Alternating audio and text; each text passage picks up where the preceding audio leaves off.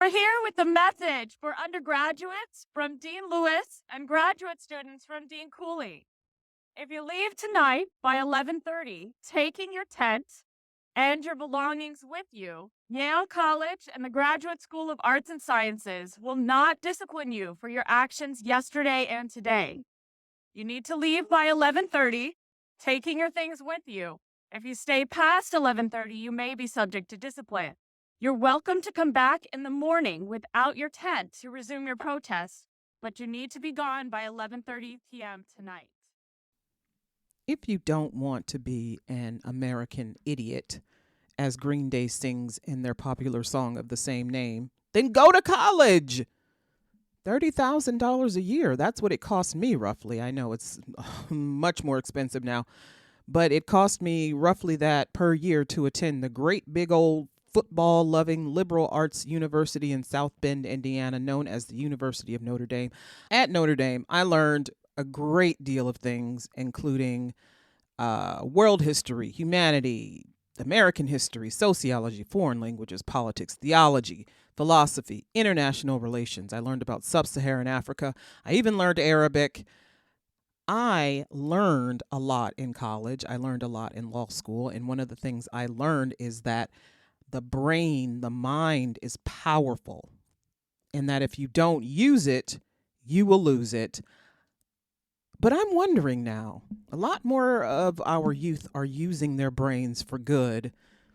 And what they're doing is creating an atmosphere where political dissent is popular on college campuses. But universities are clamping down. And I'm wondering, is the era of political dissent on college campuses dying? I've got some explaining to do. Let's get into it.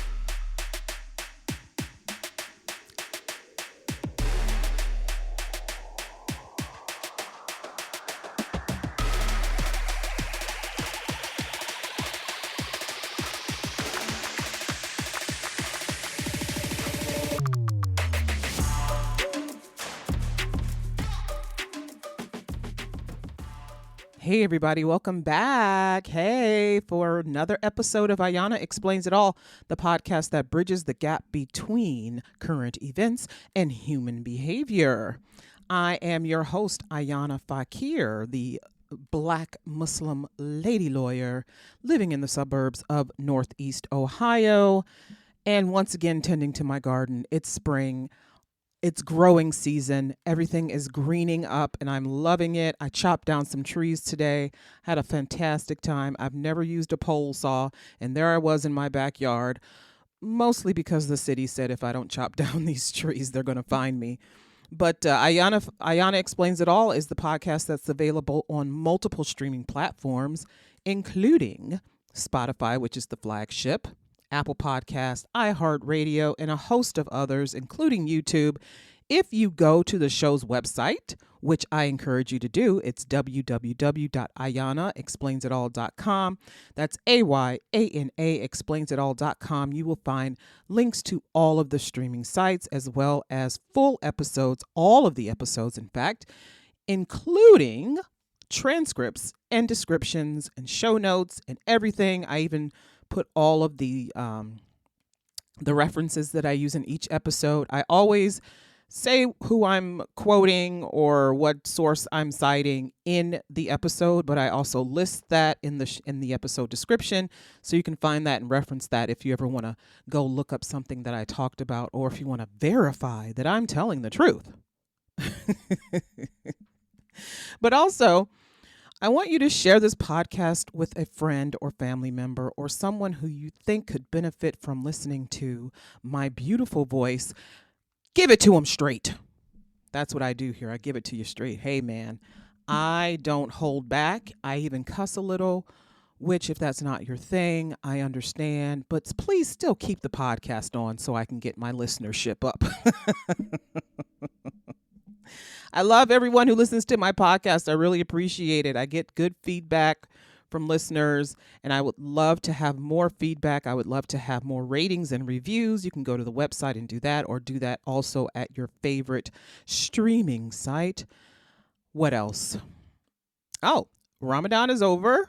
the Eid has happened. It's come and gone. I put on a pretty dress and some Converse, and I did, the thing, the holiday thing. And now I'm back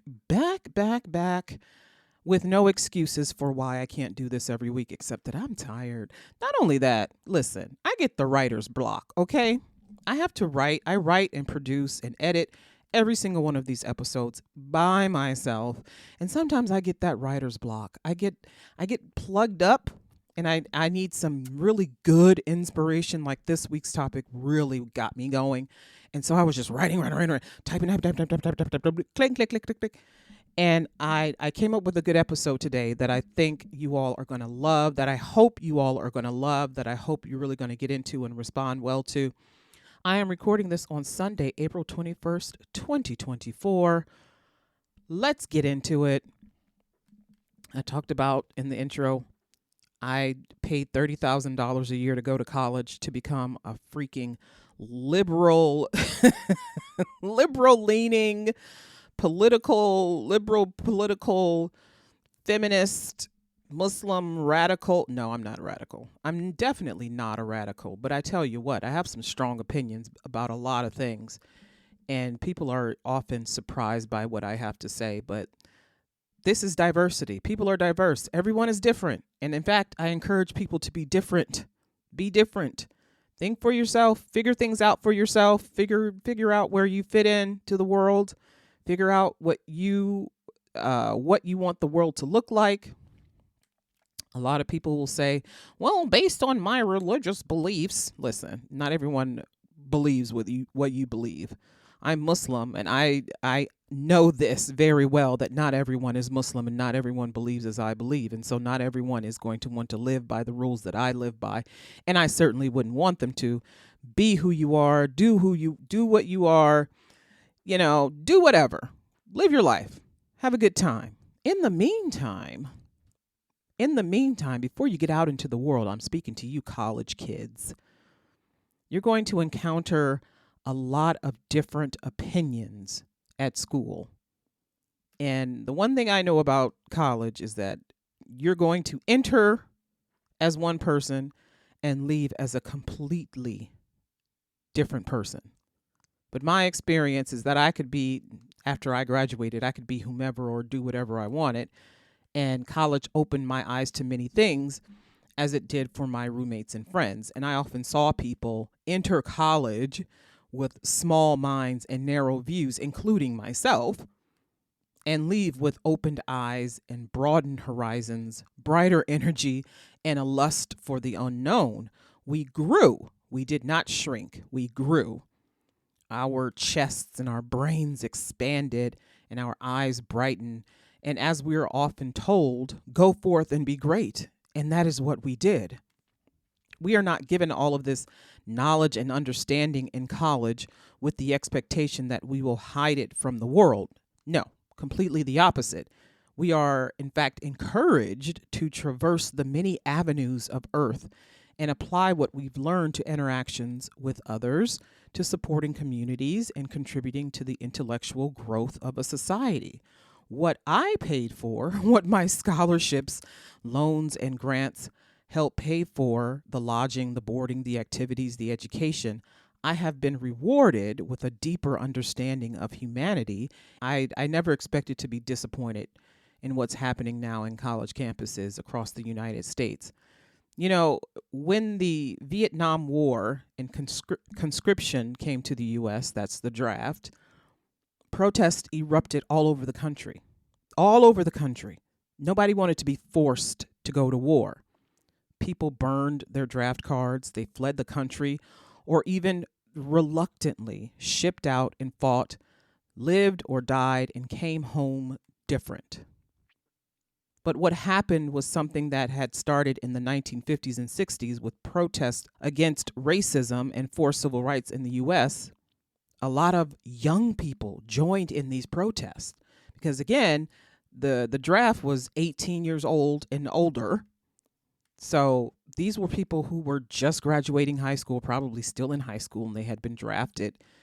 But for the civil rights fights, there were students all over the country, young, like little kids participating in the marches, helping to register people to vote, knocking on doors, going to the sit-ins and going to the protests. And there were so many young people that, the older people were concerned about the safety of children, but the kids are the ones who were leading these things for the most part, and it was amazing to see. Children, students, young people, teenagers, young adults, they have been the movement.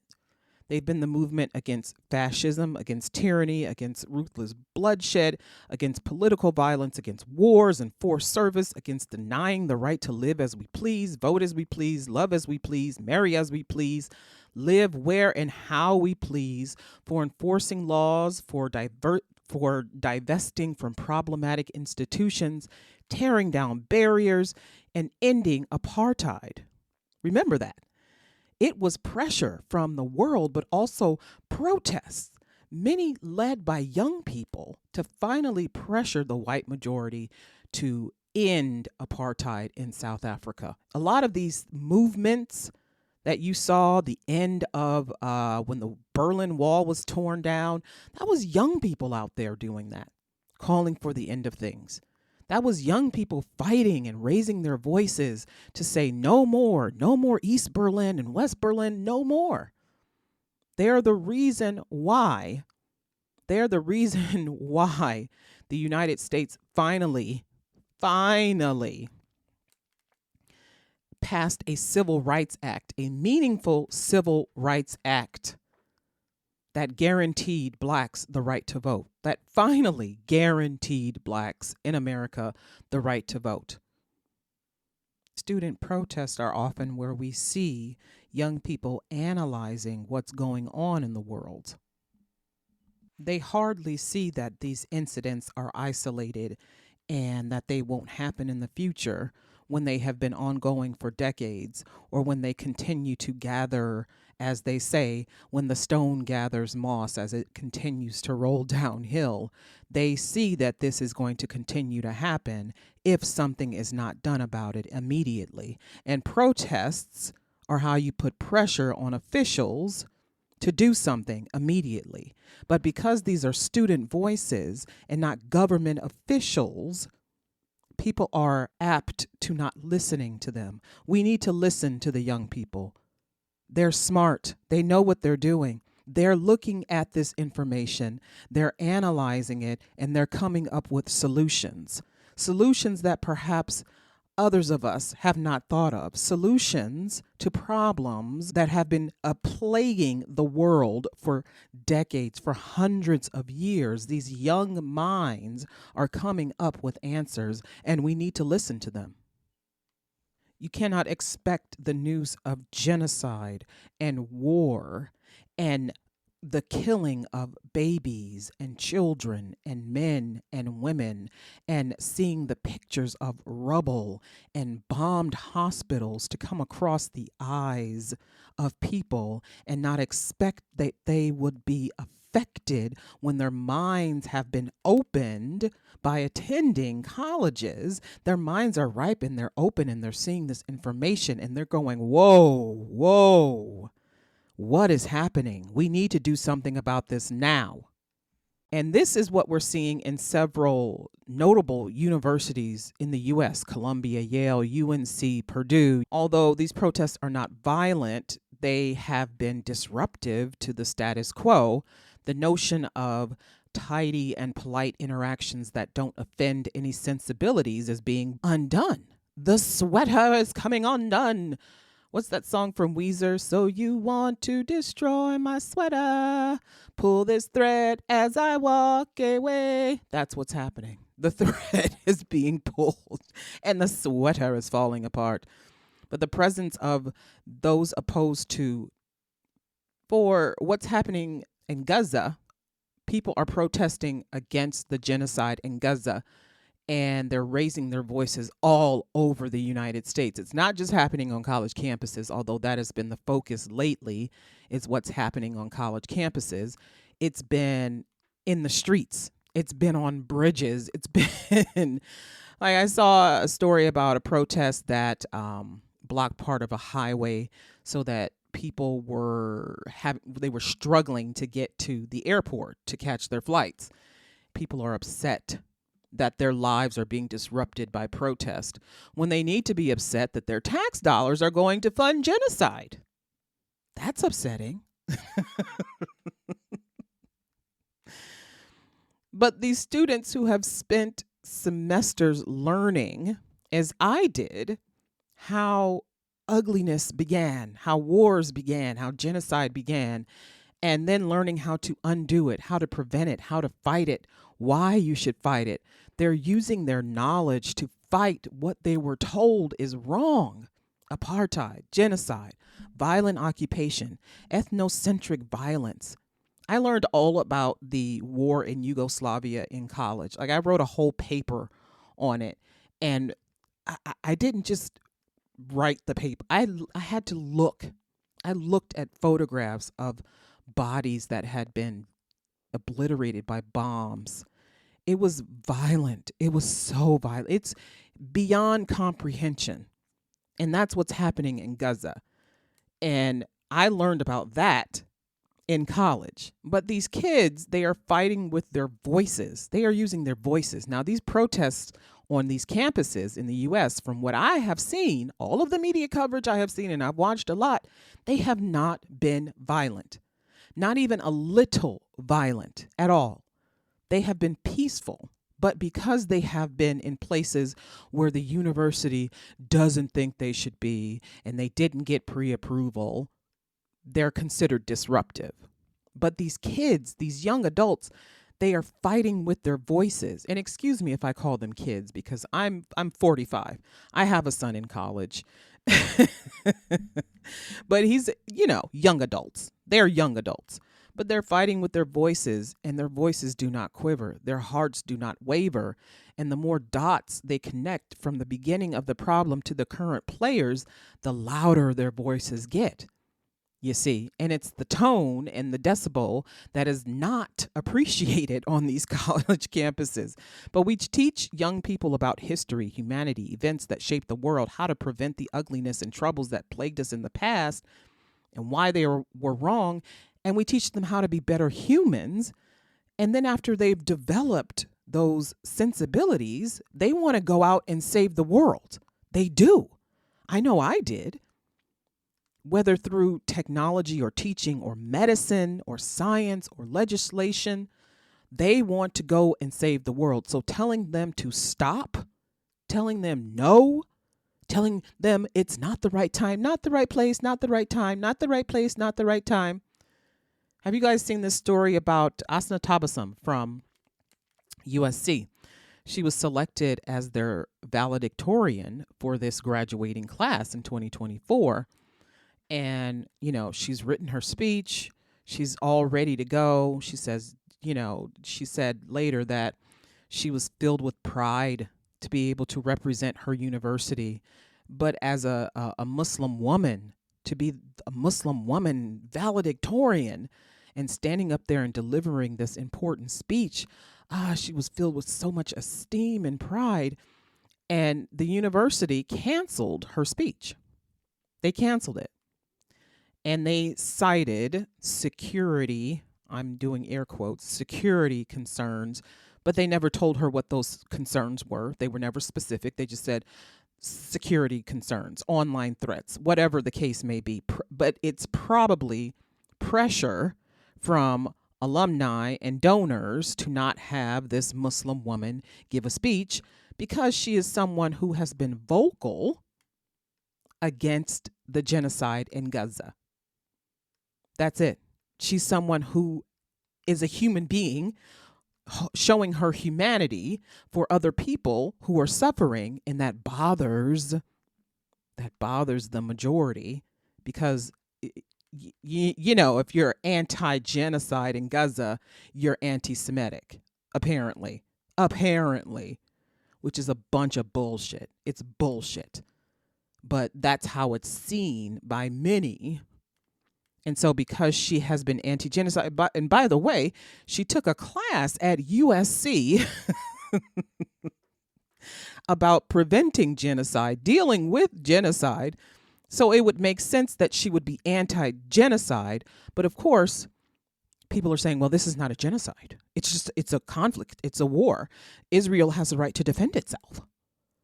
And I've gone on and on about this in earlier episodes of the show. Go back and check them out about why people can go to fucking hell. Go to hell. Go to hell. Go to hell. Straight to hell with gasoline draws on. Honestly, I'm not playing these mind games. I don't play mind games. I can see with my eyes and I can read, and I've heard stories, dozens and dozens and dozens, but I've been looking at this shit for decades. This has been going on since before the 1940s, when Israel was recognized by the United States as a state. It was going on long before that. The persecution of Palestinians. And it continued, and it just got uglier and uglier and uglier and uglier. And read a book about this, because a lot of people are saying, oh, it's just so hard to understand, and it's the conflict, and it's bigger than me, and it's been going on for so long, and I just don't understand. Read a book. Read The 100 Years' War in Palestine. Read that book. Listen to it. Read it. It explains in great detail how this came to be, how this happened. In fact, it goes through 2017. So it doesn't touch on what's happening now, obviously, but it gives you all of the history, all of the players, all of the history, and it doesn't let anyone off the hook. The 100 Years' War in Palestine, it doesn't let anyone off the hook, which I love, because a lot of people have made mistakes, and a lot of people have made missteps, and a lot of people have done some greedy, stupid shit on both sides. But one side wants to live in peace and be alive, and one side is saying no, because we want what you have. We want you to leave. I have seen these videos. Where Israelis have flat out said, we want the Arabs gone. We want the Arabs gone. We want them dead. We want them gone. We want them out of Gaza. We want to graze these lands. We want to build houses, beachfront property on these lands. So don't tell me that I'm making things up. Don't tell me that I'm being delusional. I am not. I have heard it from their mouths. But I have heard troubling things on both sides. And if I don't even want to talk about what I heard on this TikTok live last night. It's so disgusting. But people are suffering. And sometimes that suffering takes over and makes you prone to ideas, extreme ideas. And I'm seeing extremism on the side of people who are anti-genocide. And I don't like it. I don't like it. But I can't tell people who are hurt, who are in pain, who are suffering. They're seeing their people suffering every day, how to feel. Anyway, we raise children with compassion and mercy for others, for themselves. And when they raise their voices to help others, using that same compassion, mercy, and empathy through protests, boycotts, and then we ridicule them for doing it, we punish them, we persecute them for it, what good is this education that we've given them? What good is this rearing that we've given them? What students are protesting on campuses across the U.S. and what people are protesting against in cities across the U.S. is an end to the genocide. Not just a ceasefire, but an end to the genocide. And a divesting from Israel, a divesting of corporations, divesting entities, divesting colleges, divesting universities, divesting the U.S. government and politicians divest from Israel. Withdraw your support. Withdraw your money. Stop sending our tax dollars to fund these weapons that are only being used to kill people. They're being used to kill. They're not being stored somewhere. No, they're being used to kill people. And people are fed up. They're fed up. And Angela Davis, the U.S. poet, author, and activist, said in her book, Freedom is a Constant Struggle, a book that I love, absolutely love, and I recommend to everyone. She said, I think it is entirely appropriate for people in the Arab world to demand that those of us in the West prevent our governments from bolstering repressive regimes, and especially Israel. The so called war on terror has done inestimable damage to the world, including the intensification of anti Muslim racism in the United States, Europe, and Australia. As progressives in the global north, we certainly have not acknowledged our major responsibilities in the continuation of military and ideological attacks on people in the Arab world. And I personally feel now that we are beginning to see this. We're beginning to see the acknowledgement from many people whose eyes were closed before, the responsibility of the United States in attacks on people in the Arab world. We're seeing it. People are opening their eyes. People are opening their eyes to this travesty, to this inhumanity. People are seeing how the United States has played a large role in sustaining the Israeli government and the Israeli military and providing weapons for countries to destroy Iraq, Afghanistan, Syria, Yemen, Palestine. We're seeing how the role that the United States plays in this, and we are angry. We are angry. There are a lot of people who are angry, especially young people. But as Angela Davis says in her book, freedom is a constant struggle. Freedom is a constant struggle. But here at home, where we live in a constitutional democracy, we are finding that freedom is a constant struggle because it's inherently dynamic and subject to various forces that seek to limit or control it, which makes the irony of it incredible. We are in a constitutional democracy, but we're seeing forces try to limit or control our freedom. Throughout history, in fact, we've seen different groups vying for power and control that leads to conflicts over freedom, whether it's between governments and citizens, employers and workers, or majority and minority groups. The struggle for freedom often involves challenging existing power structures, which is what these young adults are doing on their college campuses. They are challenging existing power structures. But societies evolve over time, right? So it's going to take time. But what constitutes freedom over time can change with these societies, with these societal changes. And new social movements emerge to challenge outdated norms and advocate for expanded rights and liberties. And so people will say, well, they weren't doing this 20 years ago. Yeah, because 20 years ago, you didn't have the social media outlets that could show you. You didn't have the YouTube and the TikTok and all of that to show you daily, hourly, minute by minute, what is happening in these countries when these wars and bombings happen. Seeing the suffering sometimes is what really pushes people to get involved and to help and to put pressure on the appropriate authorities to do something about it, to end it. So, as I said, new social movements emerge to challenge outdated norms and advocate for expanded rights and liberties.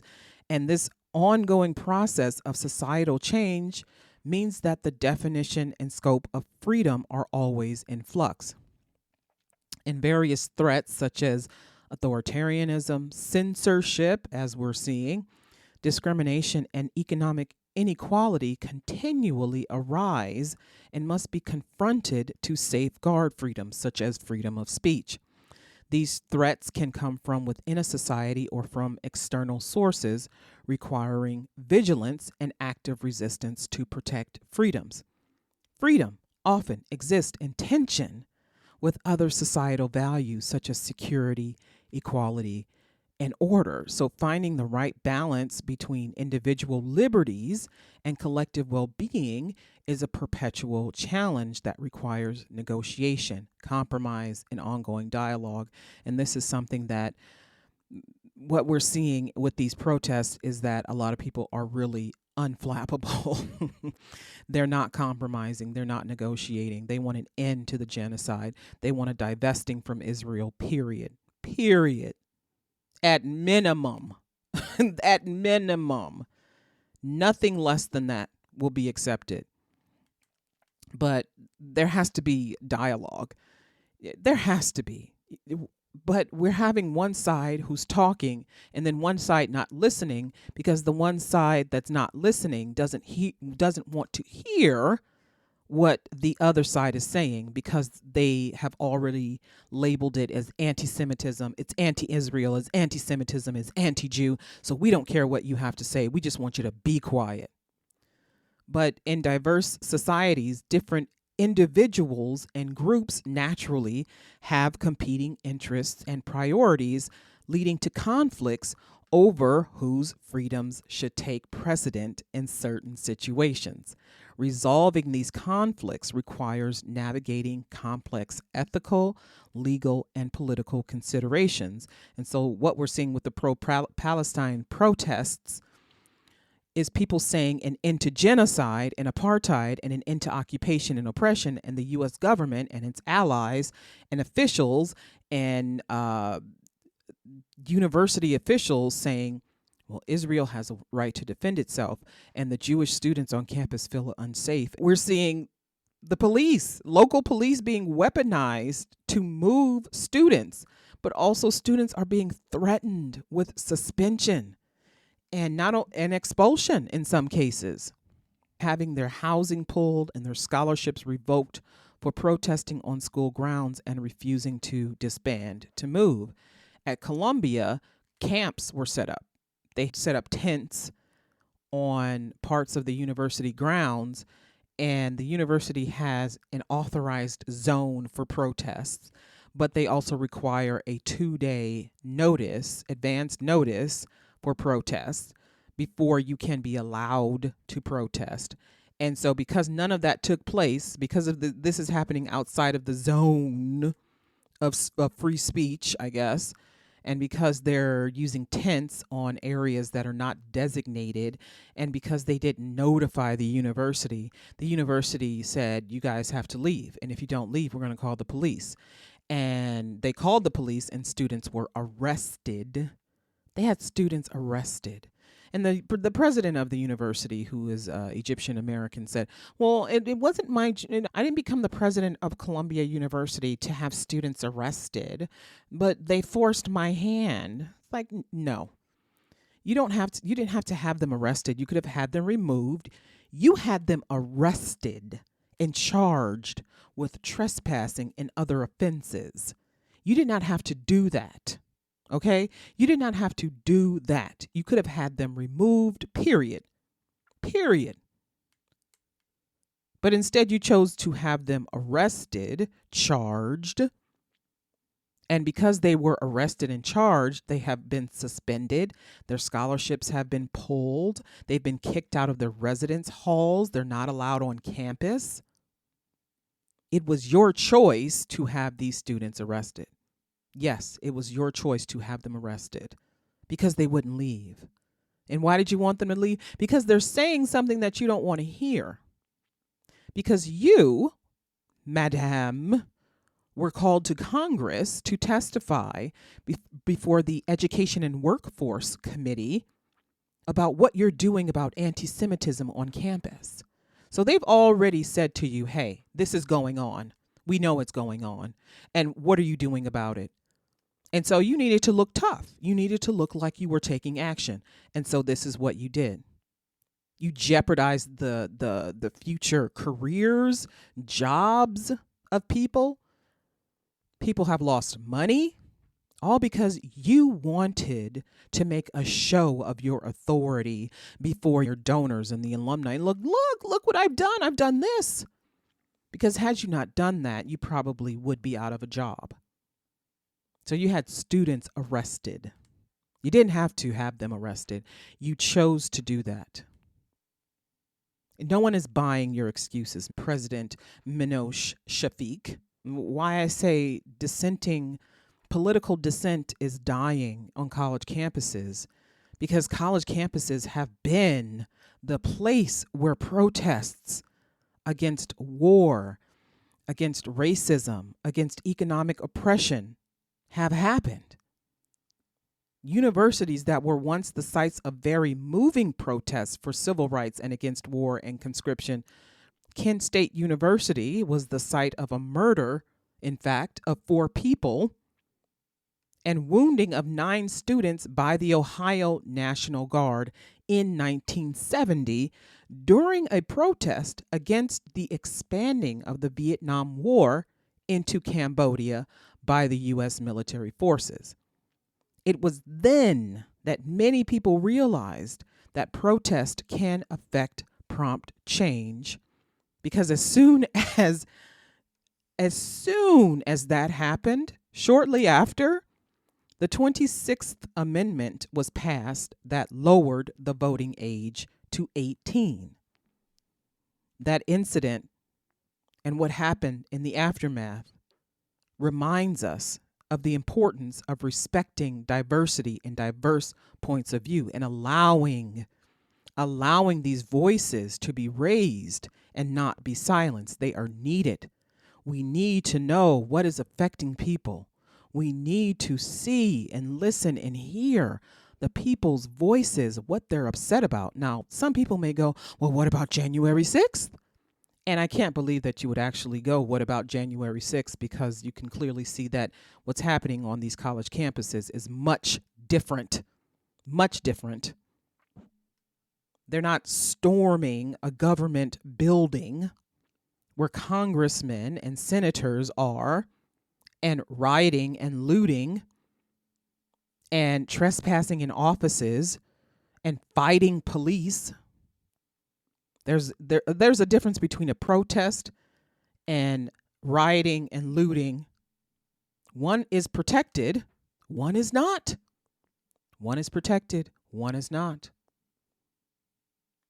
And that is because there are limits to free speech, right? The First Amendment doesn't protect all speech. For instance, threats and intimidation. The First Amendment does not protect threats and intimidation. It also does not protect incitement to violence or imminent lawless action. Again, January 6th with threats was true threats and intimidation, incitement to violence, and imminent lawless action. It does not protect that. People can cry all day about censorship and their First Amendment rights to protest and freedom of speech, but you don't understand that there are limits to everything. Even in a constitutional democracy, there are limits to everything. You have to understand what is allowed and what is not allowed, and you are still going to do whatever you want to do anyway. But there is certain speech that is simply not protected, that you can't go to a court of law and go, well, Your Honor, I was just exercising my First Amendment right when I went into Nancy Pelosi's office and I scattered all of the papers off of her desk and put my feet on her desk. Again, the First Amendment does not protect true threats and intimidation, incitement to violence or imminent lawless action, harassment, unlawful conduct such as vandalism, destruction of property, and disruption. And this is the basis of universities firing back at students and using local police to round them up and arrest them and give criminal penalties to student protesters. They're saying that this is disrupting student life, that this is disrupting the campus, and it needs to end, and we want them to go. And this is unlawful conduct because it's not authorized by the university. They have the ability to apply time, place, and manner restrictions. And these restrictions obviously apply narrow limits to what, when, and how a speaker can present a message. For instance, something you could shout at 1 p.m. in the afternoon is not something you could shout at 1 a.m. when there's an expectation that people are asleep and they don't want to be disturbed. But these restrictions have to be reasonable to be valid, and they cannot result in targeting actual content of the speech, right? So President Shafiq of Columbia University has said that this is an extraordinary circumstances, and that is why she took the step of getting law enforcement involved. Dun, dun, dun, dun. You see, last fall, Columbia University, in fact, instituted new policies for demonstrations. And so these encampments on university property, the protests violated these new policies. But the First Amendment's history on U.S. college campuses is complex and evolving still, really. It's rooted in principles of free speech, expression, assembly, and religion. Legal cases like Tinker versus Des Moines from 1969 and Healy versus James of 1972 shaped the understanding of free speech on campuses. Over time, interpretations of the First Amendment on campuses have been influenced by, again, cultural shifts, but also court rulings, and evolving societal norms. Today, debates continue over issues like hate speech, campus demonstrations, and academic freedom, reflecting ongoing tensions between protecting free expression and ensuring inclusivity and safety. And while protests are generally allowed on college campuses, again, with those time, place, and manner restrictions as a form of free expression protected by the First Amendment, the extent to which protests are permitted can vary depending on specific campus policies, local regulations, and the nature of the protest. While peaceful protests are typically protected, actions that disrupt the functioning of the campus or pose safety concerns may be subject to regulation or discipline. They have to be reasonable to be valid. And some will argue, and I argue too, that the restrictions on the pro-Palestinian protest are not reasonable. In the 1980s, many college campuses in the United States saw protests calling for divestment from companies doing business in apartheid-era South Africa. These demonstrations played a role in increasing international pressure on the South African government to dismantle apartheid. That is what students and others are fighting for on college campuses currently, calling for divestment from companies and entities doing business with and accepting money from apartheid-era Israel. Universities have accused outside agitators of working students into a frenzy that leads to protest on campuses, while students accuse politicians and donors of applying pressure to universities to clamp down on student protests, particularly against the war, against the genocide in Gaza. The donors and the alumni are pressuring colleges to support a certain viewpoint, it would seem, which reflects greatly in how student protest policies are shaped. Suddenly, universities are updating policies that haven't been touched in years and running scared from accusations that they permit anti-Semitic speech on campus by protecting speakers and not punishing them or issuing proclamations denouncing the behavior. That is arguably what is happening. But I strongly suggest that that is what is happening. They are pressuring colleges to support a certain viewpoint, which reflects greatly in how student protest policies are shaped. As one writer put it, the university's response to campus anti-Semitism is under investigation, not only by the House Committee, but also by the U.S. Department of Education's Office for Civil Rights, which is also investigating numerous other institutions. And while some of the most vocal outside critics of Columbia University and other institutions are focused on addressing campus anti-Semitism, students on both sides of the conflict are living in fear.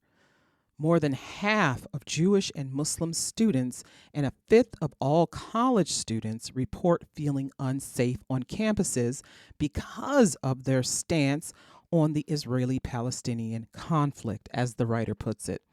According to a recent report from the University of Chicago Project on Security and Threats, Everyone should feel safe here. You should feel safe here because there's no anti Semitism, there's no Islamophobia. So even though the current protests echo what we've seen in the past with the civil rights protests and the Vietnam War protest, what we're seeing is policies changing to restrict activity because the activity mostly is disagreed with. It is anti genocide, pro Palestine protests, that the policies about protesting on university campuses are changing.